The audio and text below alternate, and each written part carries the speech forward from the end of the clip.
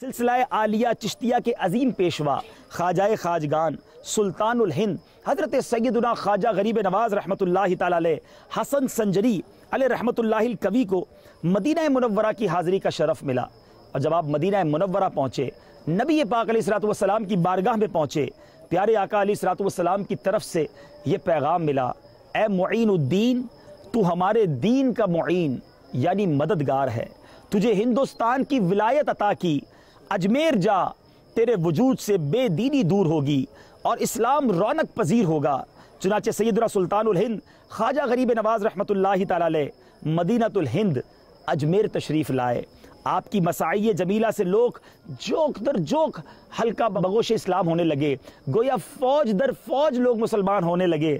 اب یہاں جو کافر راجہ تھا، اس کا نام پرتھوی راج تھا، اس کو بڑی تشویش ہونے لگی۔ چنانچہ اس نے یہاں کے سب سے بڑے خطرناک جادوگر اجے پال جوگی کو سرکار غریب نواز رحمۃ اللہ تعالی علیہ کے مقابلے کے لیے تیار کیا۔ اجے پال جوگی اپنے چیلوں کی جماعت کے لے کر خواجہ صاحب کے پاس پہنچ گیا۔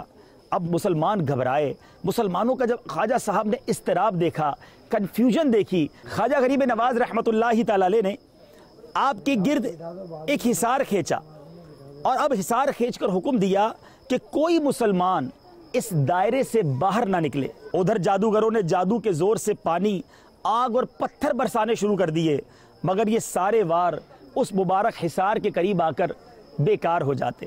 اب انہوں نے ایسا جادو کیا کہ ہزاروں سانپ پہاڑوں سے اتر کر خواجہ صاحب رحمۃ اللہ تعالی علیہ اور مسلمانوں کی طرف لپکنے لگے۔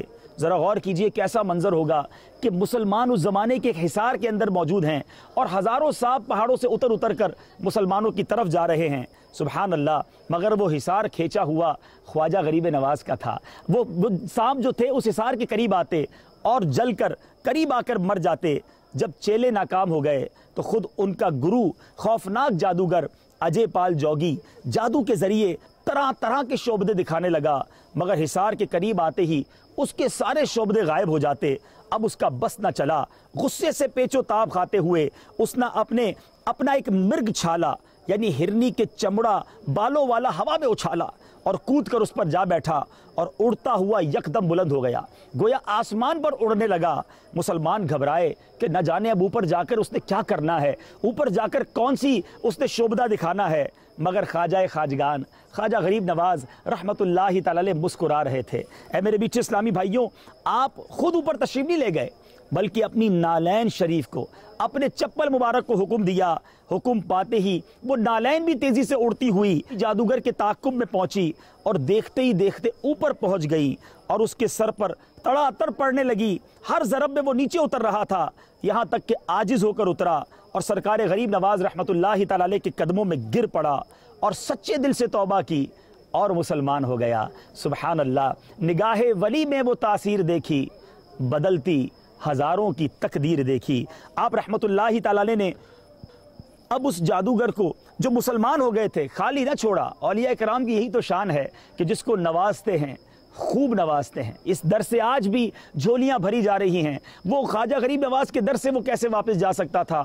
آپ نے اس کا نام اسلامی نام عبداللہ رکھا اور وہ خواجہ صاحب کی نگاہ فیض اثر سے ولایت کے اعلیٰ مقام پر فائز ہو کر عبداللہ بیابانی کے نام سے مشہور ہو گئے۔ سبحان اللہ میرے میٹھے اسلامی بھائیوں، گویا غیر مسلم کو مسلمان بھی کیا اور مسلمان کر کے اللہ کا ولی بھی بنا دیا۔